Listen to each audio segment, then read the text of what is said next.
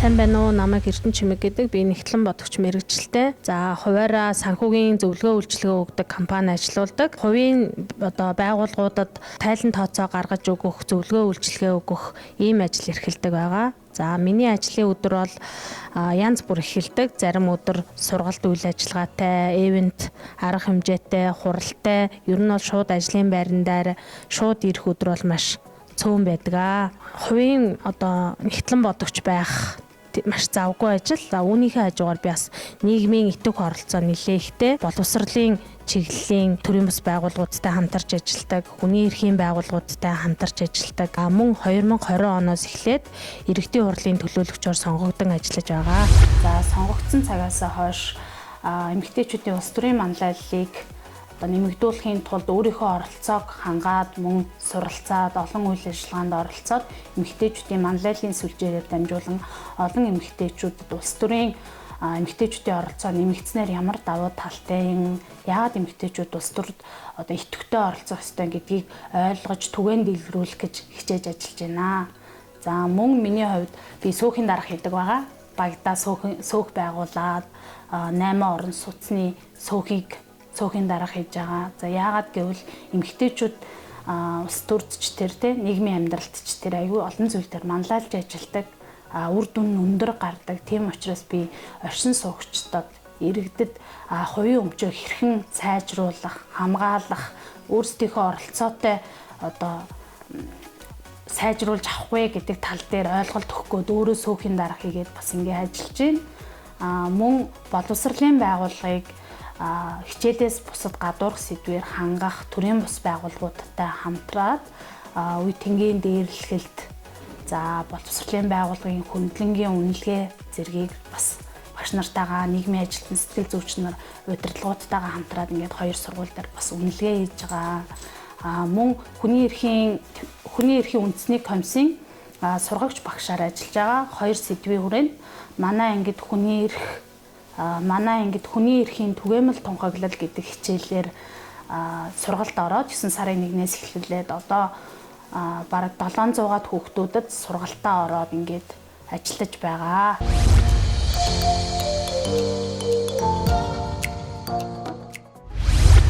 Миний төлөөлөгч болсон цагаас анзаарсан нэг зүйл маань бол эмэгтэйчүүдийн улс төрийн идэвх оролцоо илүү нэмэгдэж байгаа. Иргэдийн хуралд оролцох, төлөөлөгч болох, манлайлах сонирхол нь нэмэгдсэн, хангалттай, боловсролтой, зоригтой болсон.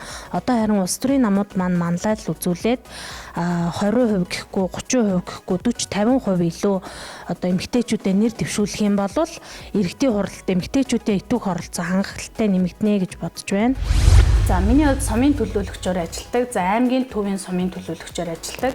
За, аймгийн төвийн сумын төлөөлөгч байх, өдөө сумын төлөөлөгч 2 байх надад нэлээ ялгаатай санагддаг. Яагаад гэвэл төсвийн хуваарлтын хувьд ч тэр, байнгын оролцооны хувьд ч тэр ер нь бол би ингэж боддог.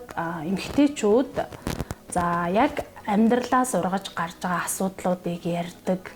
Яг өөрчлөлт хий, улс төрийн оролцоонд ч өөрчлөлт хий, нийгмийн оролцоонд өөрчлөлт хий гэж байгаа эмэгтэйчүүд сумын иргэдийн хурал твшээд байна гэж боддог.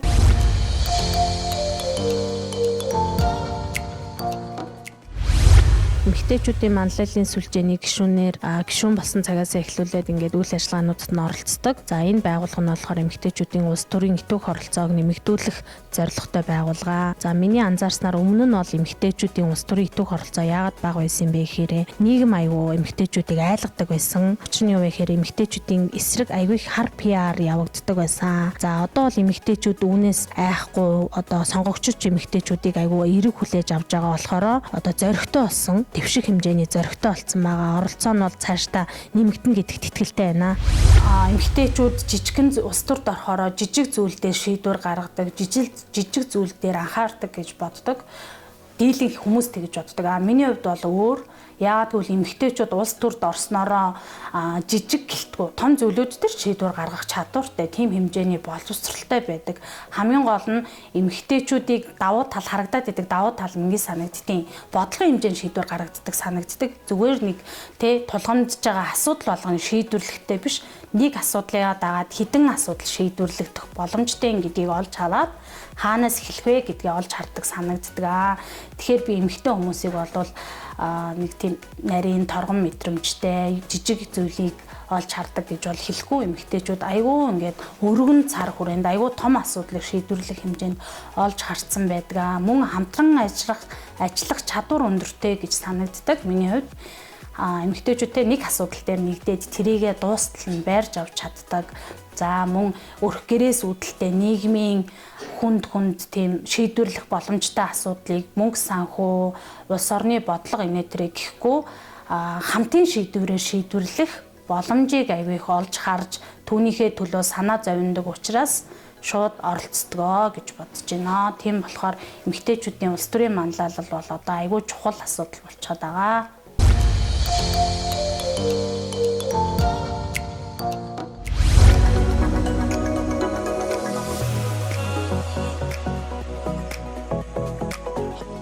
За өнөөдөр ингээд залуучууд хөгжлийн төв буюу амьдрал эрхэмгээ төрийн бас байгууллагаас маш гоё офисын ингээд нээлтийн үйл ажиллагаа болж байгаа. За энэ нээлтийн үйл ажиллагаанд өрсөн дүүнартаа маш их баярлалаа. Мөн залуучуудын төлөө олон зүйлийг хийж бүтээгээрэй гэд номын санд нь бяцхан хандив өгж байна. За баяр хүргэе, амжилт хүсье.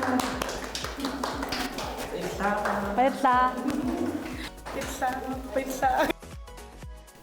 За залуучууд хөгжлийн төв нь ингээд дотроо одоо дуу хоолойны бичлэгтэй, студтэй, за урлагаар ингээд залуучууд хүүхдүүдийг хөгжүүлэх юм боломжтой газар нэгдсэн байгаад миний хувьд айгүй сайшаалтай байгаа. За мөн кофе шоп, маш гоё номын сан, мөн сургалт явуулах танхим, за тэгээд хүүхдүүдийн дуулж өөрийгөө илэрхийлэх боломжтой тайцтай юм байна лээ. За мөн эмэгтэйчүүд маань одоо ингээд ямар нэгэн сургалт үйл ажиллагаанд хамрагдах гэхээр нялх хүүхдтэй ч юм уу эсвэл сургуулийн хүүхдтэй аваад ингээд хөвчлэн завгүй байдаг. Энэ төвийн давуу тал нь эмэгтэйчүүд хүүхдээ дагуулж очоод ямар нэгэн үйл ажиллагаа, эвэн дарга хэмжээ, сургалт зөвлөгөө ярилцлаганд оролцох боломжтой санагдсан. Надад аягүй сайхан санагдаж байгаа. Мөн манай аймагт залуучууд хүүхдүүдэд чөлөө цагаа өнгөрөөх боломжтой нэг ийм гоё төв нэгдсэн сайхан байна. За эмэгтэйчүүд маань одоо эрэгтэй хуралд айгүй цөөхнөөрөө байдаг. Тэгээд яг хөө мэдээж цөөхөн байхын сул тал нь бид нар жоохон шантрах гад байдаг. Зарим нэг шийдвэрүүд, дуу хоолойнууд хүрдэггүй тий. Дийлэнх шийдвэр одоо дийлэнх байгаа хүүсийнхээ хамаарлаар ч юм уу намын хамаарлаар гарах гад байдаг. Тэгээд миний хувьд бол шантрахгүй яг энэ одоо ажлынхаа хажуугаар хийх боломжтой шийдвэр гаргах түвшинд хүүхдүүдийнхаа болон өөрсдийнхөө ирээдүйн төлөө цаашдаа улс төр идэвхтэй явна гэж бодож байгаа.